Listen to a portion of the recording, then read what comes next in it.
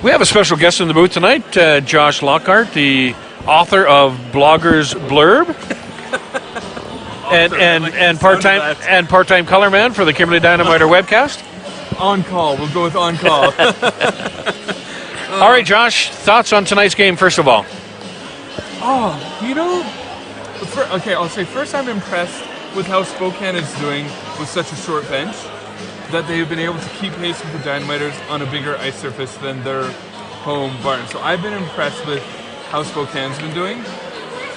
At the same time, I'm not as impressed with how the Dynamiters are doing, because I get the sense that they think it's point night, given that they beat the Spokane Braves in Spokane so handedly that I bet they thought this was an easy game. And here we are after 40 minutes and it's 1-1. So I don't think this has been quite the game the Dynamiters thought it was going to be. Well, given that, and I'm not sure if I would totally disagree with you, but the Dynamiters have 32 shots, and yes, Ben Waslowski has made some brilliant saves. Well, and so that's the thing with Spokane's goalies. You have to fire a lot of shots on them because they face a lot of rubber each night, and their save percentage is great given the shots that they get. Goals against average not so great given the number of shots they get. So that's the thing with them. So you have to fire like 40 shots on them to be able to have a game. Right. Okay. Yeah. So what's new with the blog? What's new with the blog is, well, this has been the busiest week ever for the blog, given the $7.5 million donation. I got something, like, I know it made national headlines, like it started locally, and then it went provincial, and then it went national. But the traffic I've gotten to the blog is upwards of 36,000 hits. Nice. On one story. So the donation put you on the map. Sure did. To the point where I'm getting like comments from people like across the country that are like, yeah, blown away. So that for me is the amazing piece. Like to be able to cover that kind of story and just watch it explode. So that's what's been going on in the blog. Like everything's been overshadowed by that announcement. But I did try to do one of my stats analysis that I like to do called the clutch scores. Yep. And for those that don't know, this is where I look at specifically power play goals, power play assists, shorthanded goals, shorthanded assists, and then the game-winning goals. And then I give an extra 2 points to the goals in each of those categories. You just get 1 point for each of the assists. And this is my way of trying to like see what players are doing well in those important moments in the game, not necessarily just racking up points because they can. Okay. Now, there are two players that are definitely standing out early on in the season, and that is Jordan Robertson from Grand Forks Border Bruins.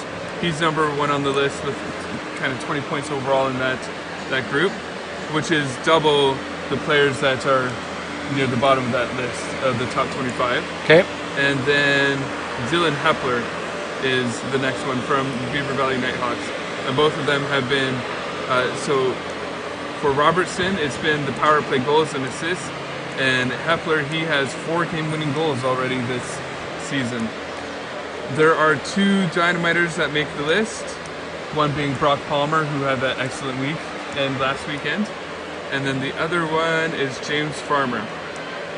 And it's due to his 3 power play goals and 3 power play assists that he cracked that list. So I haven't looked at the standings or the statistics recently, right, but I know last week when we were doing the game, I looked at the stats for the goal scorers. The Dynamiters were, I think, 8-2 at the time, 9-2 at the time, and they didn't have one scorer in the top 20 in the KIJHL. And I don't know if that's changed. That changed with Brock Palmer's 8-point weekend last week. Okay, so he moved into the top 20? Moved into the top 10 even. Okay. Yep. And I just want to give get your thoughts on a team that's 9-2, looking at a situation where they don't have anybody in the top 20 is scoring. Obviously, their scoring is well-rounded. They're getting a lot of help from a lot of the players on the team. Yeah, and that's usually a stat that I look at later in the season to see how much teams depend on their top 3 scoring. And the Dynamiters have, last I checked, I think about like 6 Well, Brock Palmer now has 9 goals. Farmer has 7. Those are the 2 top scorers for the Dynamiters. Right, but just looking at points per game, I think they've got about 5-ish players, 6-ish players that are averaging like kind of 1 point a game. Yep. So that's a good thing. So you're not dependent on your top 1 or top 2 scorers, which some teams in this league do depend on that. And not that I want to call out the Spokane Braves, but the Spokane Braves are a little bit more of that, where they depend on Paxton Malone and Dawson Tritt, where but again, I haven't done a complete analysis of that yet. But just looking at it like eye-wise, so for me, that's an excellent thing to see, is the Dynamiters being able to roll 4 lines. And when I talked to Mason Plaga yesterday, he said that was one thing that has impressed him with his team, is that you can put any line out there and they're going to be able to play. They're going to be competitive, offensive and defensively.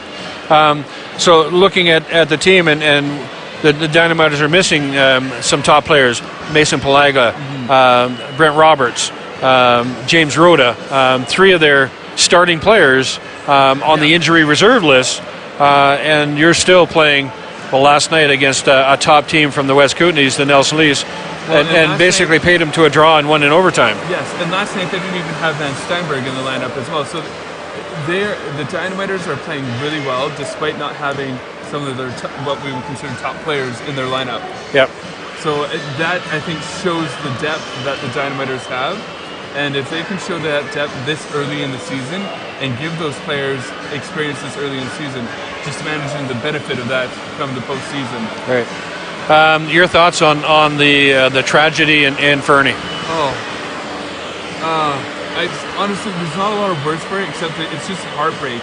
And I apologize that I can't remember the name of the individual, but they've been sharing a picture of the individual who passed away with Chris Hadfield.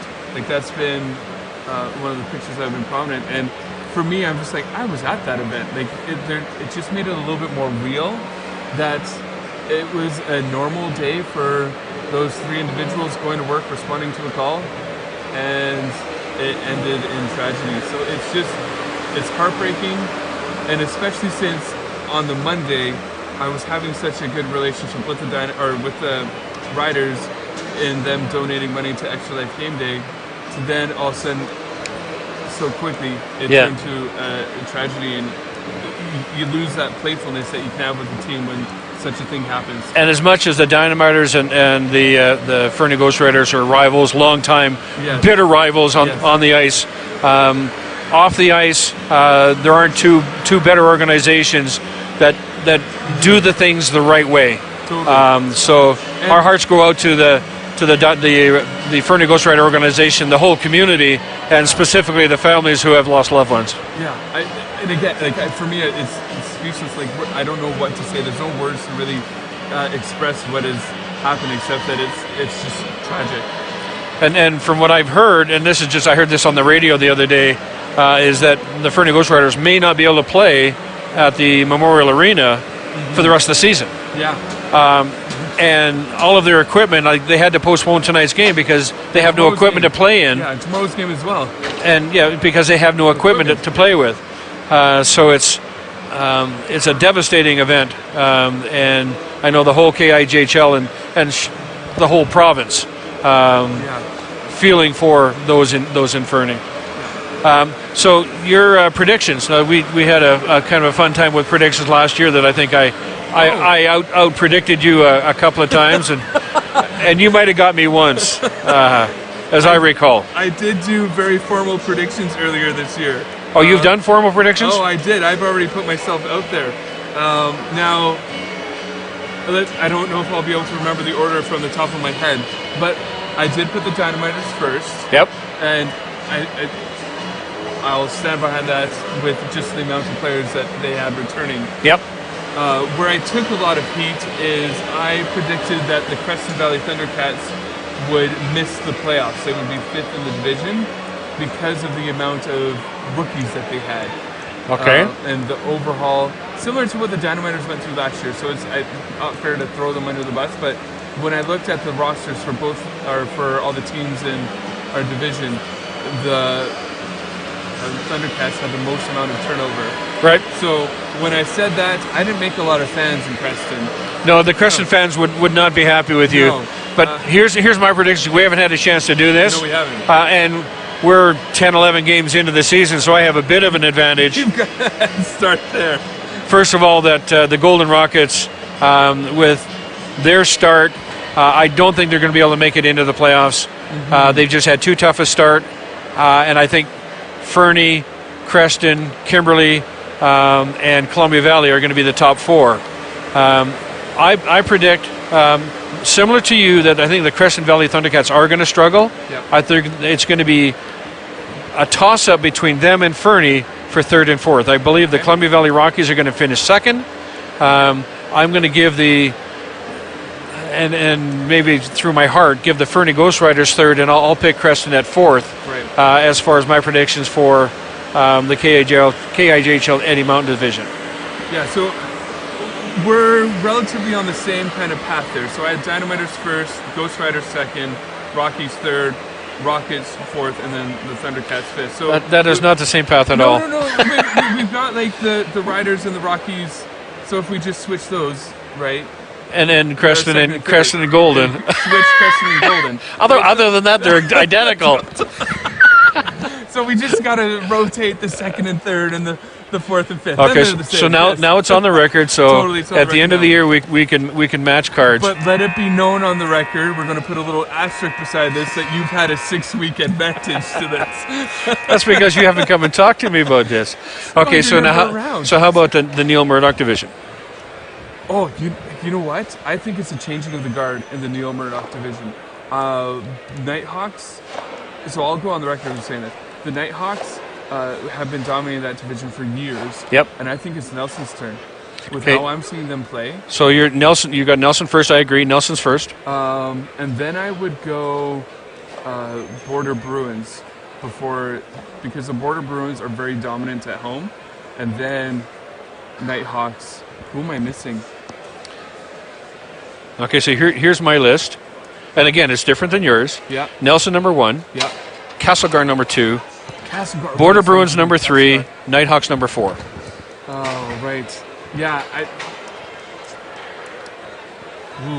Where would I put Castlegar on that list? Because that's what I was forgetting. And I hate saying this. I love Spokane, and they always ice an excellent hockey team, but they always seem to be at the bottom of the Neil Murdoch. They have to find some players that can play with them. They've got 14 skaters today. They can play a whole season. We saw a couple of years ago when Columbia Valley tried to do it with 13 or 14 skaters. You can't do it. They can compete for a while, and then after that, they just run out of gas. Yeah. And I believe that's what's going to happen tonight is their lines have been working extremely hard against the Dynamiters tonight for 2 periods. They've been skating stride for stride. They've had the power play advantages. However, I think in the third period, the fact that they've been basically a 2.5 line team, that I think the Dynamiters will dominate the third. Well, they pretty much dominated the game when they're not on the PK, and I think they will dominate the third period and come out with a victory. Yeah. But so I picked the Spokane Braves once again not to make the playoffs. Right. I think the Border Bruins are a much improved team, Yeah. and I picked them as third. And I agree with you that the Beaver Valley Nighthawks, they've had a slow start to this season, but I think they're going to be an average team over there this year. They're not going to be a dominant team like they have been in the past. Yeah, I would agree. And I wouldn't be surprised to see Nelson and the Dynamiters in the conference final. I agree. I'm on the record for that.